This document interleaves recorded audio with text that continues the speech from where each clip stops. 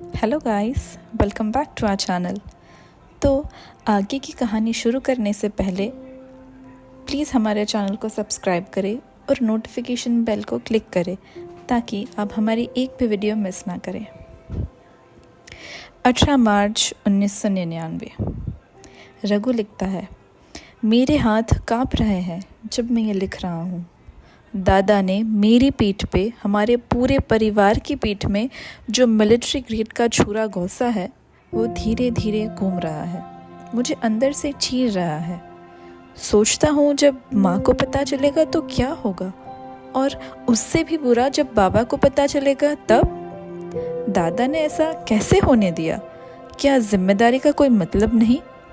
नाम सुन के कुछ ट्रिगर नहीं हुआ क्या? ये कोई कंफ्यूजिंग नाम नहीं था जिसे रेहान या समीर? कैसे मिस कर दिया? हमारे घर में तो हमेशा से हम वर्सेस वो का माहौल रहा है। क्या बाबा के इतने सालों के ब्रेन वॉश का कुछ असर नहीं हुआ? माँ की वार्निंग्स का कोई मतलब नहीं? दादा के शब्द मेरे दिमाग में गूंज रहे हैं, बिना किसी गिल्टी फीलिंग के। बस उनकी आंखों में एक अजीब सी पागलपन की चमक थी। शायद हमारे ख़ानदान में सुसाइडल टेंडेंसीज चलती ही है। उसने मुझसे कहा, मैं जुबैदा कैस से अपनी जान से भी ज़्यादा प्यार करता हूँ।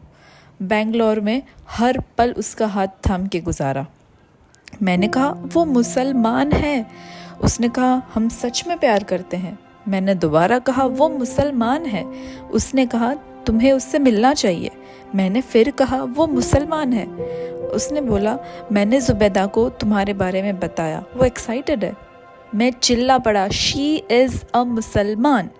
तुम्हें चुप रहना होगा दादा। तुम ये आई लव हर वाली बातें नहीं कह सकते जब तक तुम उससे शादी का प्लान ना बना रहे हो, और तुम उससे शादी नहीं कर सकते।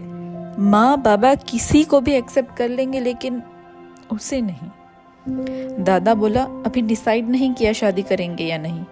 मैंने कहा, मतलब? तुमने कहा ना प्यार करते हो, तो कोई क्यों ऐसा कहेगा अगर हमेशा साथ नहीं रहना? उसने बोला, टाइम चाहिए सोचने के लिए। मैंने गरज के बोला, ये सिर्फ शब्द नहीं होते।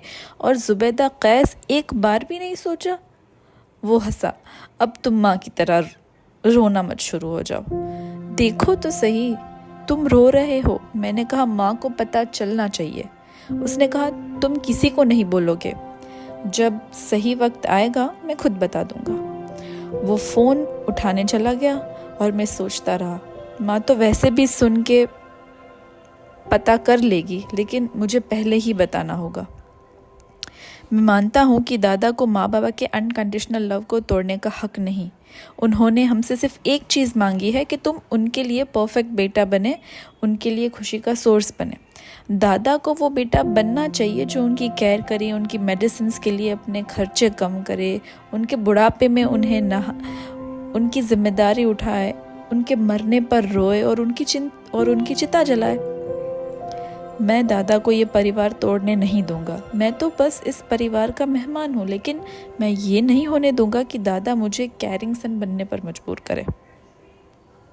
आज के लिए बस इतना ही दोस्तों। आगे की कहानी के लिए कल फिर मिलेंगे। बाय।